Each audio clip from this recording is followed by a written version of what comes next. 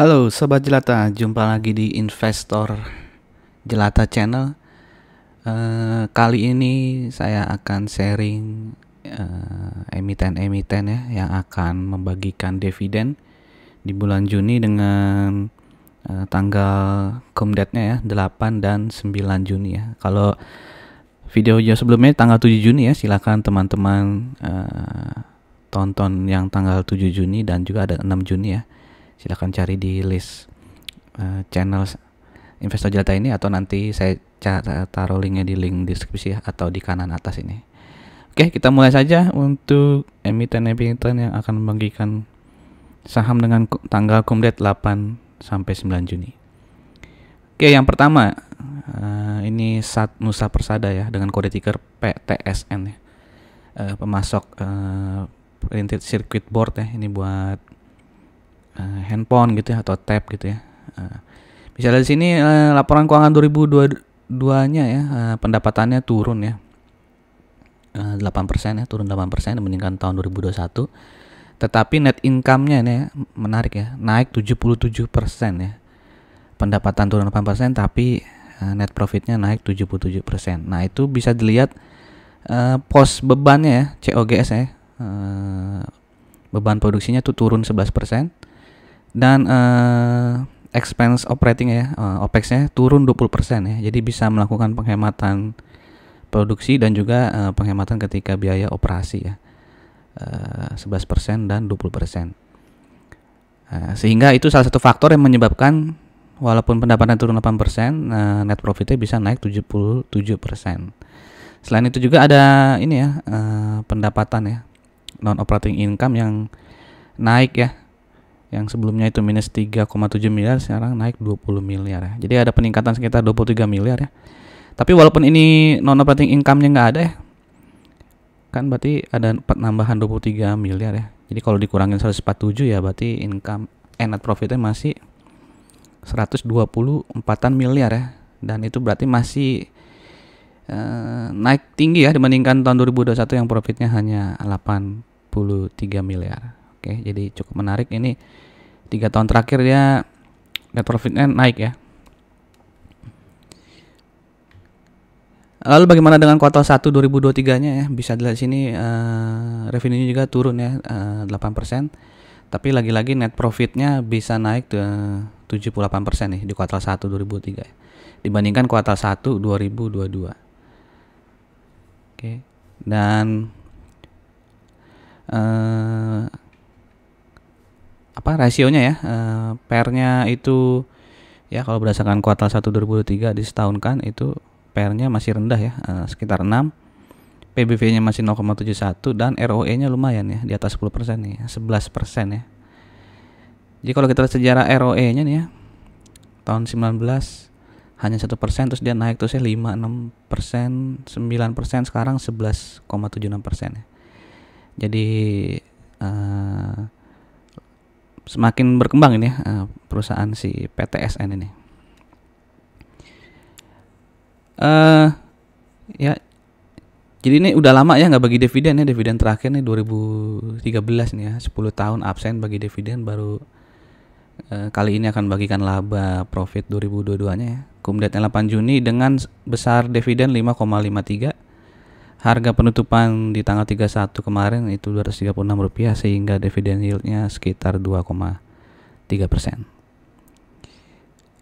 Oke, lanjut berikutnya ya. Ini perusahaan Saraswanti Anugrah Makmur ya, dengan kode ticker SAMF.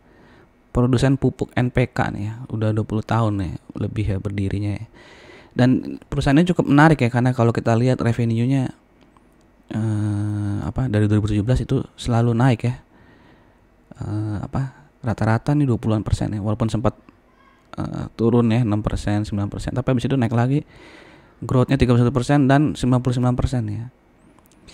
Jadi tahun 2022 revenue naik 99% dan profitnya naik 102% ya. Oke.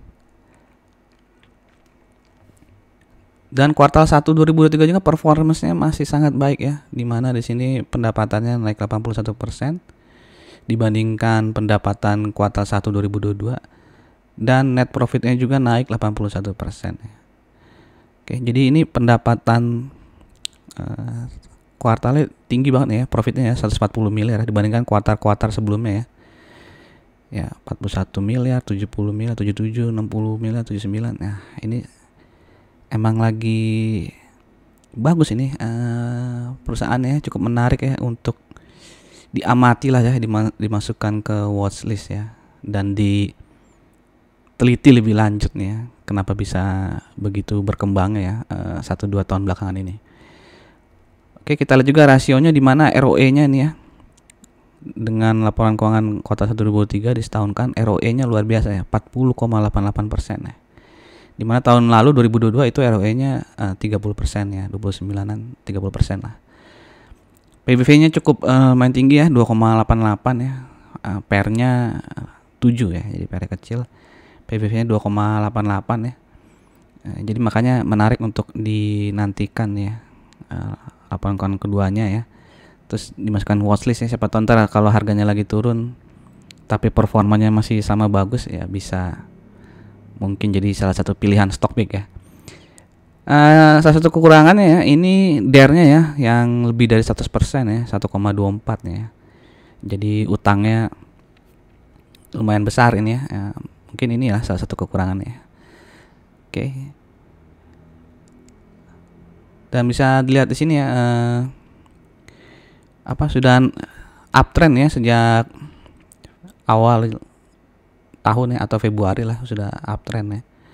Nah, itu yang menyebabkan mungkin PBV-nya tadi lumayan tinggi ya, 2,88 gitu ya. Oke, perusahaan SAMF ini baru IPO ya di tahun 2020 ya. Waktu itu di harga 120 ya. Ketika IPO ini sempat arah berjilid-jilid ya, tapi habis itu turun lagi ya, sampai sekarang harga sahamnya di 770 ya. Berarti kalau dulu masih ngekip ya, masih beggar banget ini ya, dari 120 ke 770 rupiah ya. Nah, dividen di tahun ini ya, yang akan dibagikan di 2003 itu sebesar 30 rupiah. Harga saham terakhir 770, sehingga dividen yieldnya 3,89% ya. Dan payout ratio-nya itu 46% ya. Jadi hanya 46% dari laba 2022 yang dibagikan sebagai dividen.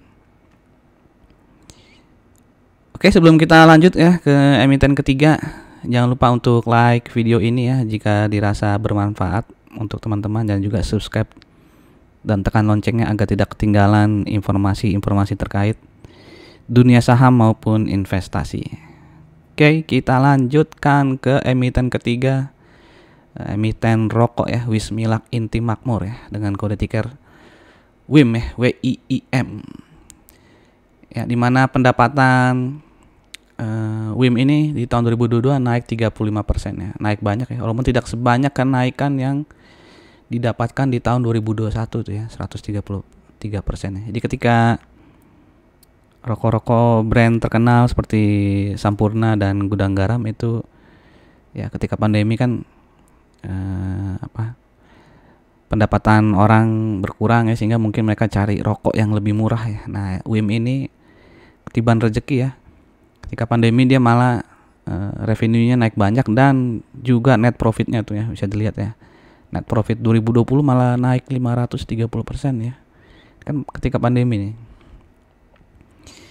Ya, lalu tahun 2022 ya, net profitnya juga naik 41% ya, menjadi 249 miliar. Nah, bagaimana kuartal 1 2023-nya? Ya, revenue-nya masih naik banyak ya, 54%, dan net profitnya naik 194% ya. Oke, menarik ini ya. Kalau dilihat COGS-nya ya naik hanya sedikit ya. Jadi pendapatannya naik 54%, ini COGS-nya hanya naik nggak sampai 10% ya. Hanya naik 70 miliar ya, jadi di bawah 10% ya. Jadi dia juga bisa memboost ya, meningkatkan penjualan, dan juga bisa menekan biaya produksi ya. Nah, bagaimana PR dari WIM ini ya? PR-nya masih 6,21 ternyata ya. Oke, masih rendah. PBV-nya juga masih 1,62 ya, walaupun ini sudah naik banyak ya dibandingkan tahun lalu ya yang hanya 0,88 dan tahun 2021 yang hanya 0,68 ya. ROE-nya masih sangat besar ya, 26% ya. Dan DER-nya juga rendah ya, utangnya sedikit ya. DER-nya hanya 43%. Ya, ini WIM ya yang ya ketika pandemi dia naik banyak nih, sampai sekarang juga masih uptrend ya, luar biasa. Apakah teman-teman ada yang pernah merasakan cuan di WIM ya? Silahkan tulis di komen ya. Oke, WIM ini juga histori dividennya rutin ya sejak 2013 ya. Kalau dari 2012 rutin membagikan dividen, di mana payout ratio dividennya tuh di antara 10% sampai dengan 30% ya. Ya. Nah, tahun ini dia membagikan dividen sebesar Rp72,9 ya, di mana harga saham terakhir di tanggal 31 itu 1.310. Sehingga dividen yieldnya jumbo nih ya, 5,56. Waduh. Kalau beli di 1.310 aja 5,56 tuh ya. Gimana yang udah mungut di bawah 1.310 ya. Oke, jadi ini salah satu saham jumbo ya yang di atas bunga deposito. Oke, kita lanjut berikutnya emiten Metro Data Electronics ya. Emiten yang cukup terkenal juga nih ya, dimana revenue-nya juga tahun ini naik, tahun 2022 naik 13% dan profitnya naik 14% ya. Jadi linear lah kenaikan profit dengan kenaikan pendapatan. Bagaimana kuartal satunya? Kuartal satunya nggak merosot ya dikitnya ya, performance-nya, dimana pendapatannya turun 12% dan profitnya turun 11%. PER dari MTDL ya 11,55, PBP-nya ya masih moderate lah ya 1,43 dan ROE-nya masih di atas 10% ya 12,39% dengan DER 87% ya. Ya, saham NTDL ini bisa dibilang sideways ya sejak bulan apa nih ya, November lah ya, Oktober November sideways ya, udah berapa, 6 bulan ya, 6 bulan 7 bulan sideways ya. Oke, nah berapakah dividennya? Dividen MTDL ya, Rp14,5, dimana harga saham terakhir di tanggal 31 550 sehingga dividen yieldnya 2,63% saja. Cum date-nya 9 Juni ya. Bisa dilihat juga histori MTDL ya, yang selalu membagikan dividen setiap tahunnya. Rata-rata dividen payout ratio-nya tuh 20-an% ya. Oke, ini emiten terakhir ya yang mungkin tidak terlalu sering didengar ya. Mark Dynamics Indonesia dengan kode ticker MARK ya, MARK. Ini produsen pembentuk tangan premium ya. Jadi kayak cetakan tangan ya. Jadi kalau orang mau bikin glove ya, sarung tangan gitu kan butuh cetakan untuk moldingnya ya. Nah, dia pembuat cetakan tangannya itu ya, apa bahasa Inggrisnya apa tuh ya, hand former ya kalau nggak salah ya. Oke, nah bisa lihat di sini sebenarnya dari tahun 2016 sampai 2021 nih growth-nya lumayan ya, naik terus ya, dari 6% pertumbuhan pendapatan 15 ya sampai 111% ya. Mungkin ketika pandemi banyak yang ingin membuat sarung tangan gitu, glove ya, sehingga Mark ini kecipratan orderan gitu ya untuk bikin pembentuk tangan ini ya, sehingga pendapatan di 2021 tuh luar biasa ya, 1,19 triliun. Nah, di 2022 ini turun ya, cukup banyak turun ya, 30% ya. Tapi pendapatan 823 miliar ini masih lebih tinggi ya dibandingkan 2020 dan tahun-tahun sebelumnya. Net profitnya juga ya linear nih ya, penurunannya ya, sama dengan penurunan pendapatan. Net profitnya juga turun 38% ya. Tapi profit 243 miliar ini bisa dilihat ya, masih jauh lebih besar dibandingkan net profit di tahun 2020 ya, apalagi di tahun-tahun sebelum 2020 ya. Bagaimana kuartal satunya ya? Kuartal satunya ini turun lebih banyak lagi ya, karena dibandingkan kuartal 1 2022 ya, yang tadi bisa apa nih ya 361 miliar, sekarang hanya 130 miliar ya. Nah, apakah di tahun 2023 ini akan turun lagi ya pendapatan Mark ini? Mesti dilihat lagi nanti kuartal 2-nya nih ya. Kalau kuartal 2-nya turun lagi sampai 60% gini mungkin fix ya. Di akhir tahun nanti pendapatan dan profitnya akan turun banyak gitu ya. Ya di kuartal 1 nih ya, net profitnya juga turun 75% ya dibandingkan net profit kuartal 1 2022. Oke. Nah, bagaimana dengan rasio dari Mark ini? Bisa dilihat PER-nya sudah lumayan tinggi ya, 18,8. PBV-nya juga sudah 2,5 ya. ROE-nya lumayan ya, 13,62%. Tapi kalau dibandingkan tahun 2022 turun banget ya ROE-nya. Di 2022 kan ROE-nya 28% tuh ya. Oke, seiring menurunnya performa penjualan dan profit Mark juga bisa dilihat sahamnya juga turun ya. Sempat sampai berapa nih? 1.300-an ya. Sekarang dia anteng di 600-an ya, 605 lah tepatnya di tanggal 31 ya. Oke.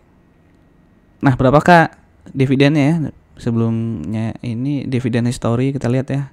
Dari tahun 2018 rutin membagikan saham dengan payout rasionya sekitar 24% sampai dengan 48%. Nah, tahun ini juga akan membagikan dividen yang sama. Enggak sama ya, beda ya. Tahun lalu besar ya, Rp50, sekarang hanya Rp35. Di mana harga sahamnya 605 ya, sehingga dividen yieldnya 5,78%. Walaupun performanya turun nih, dividen yieldnya masih keren lah ya, masih jumbo nih ya. Di atas bunga deposito ya, 5,78%. Oke, demikian informasi emiten-emiten yang akan membagikan membagikan dividen dengan kumdet tanggal 8 sampai 9 Juni.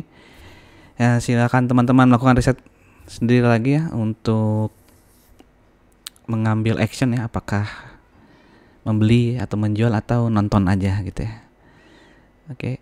Atau ada yang mau dimasukin ke watchlist gitu ya, ditungguin ya tahun depan ya. Jadi kita amati dari sekarang. Kalau performance-nya sama atau malah makin bagus ya, mungkin di-collect ya, dibeli jauh-jauh hari ya sebelum musim pembagian dividen. Oke, demikian dari saya. Terima kasih untuk yang sudah menyaksikan. Jangan lupa di like, subscribe, dan share video-video dan channel Investor Jelata. Terima kasih. Salam Jelata.